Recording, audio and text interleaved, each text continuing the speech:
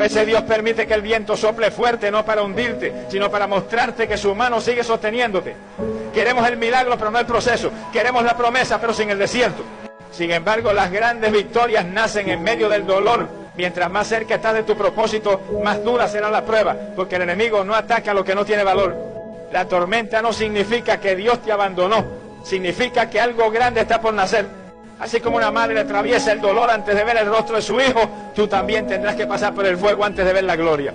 El Calvario fue el dolor antes de la resurrección, la cruz antes de la victoria.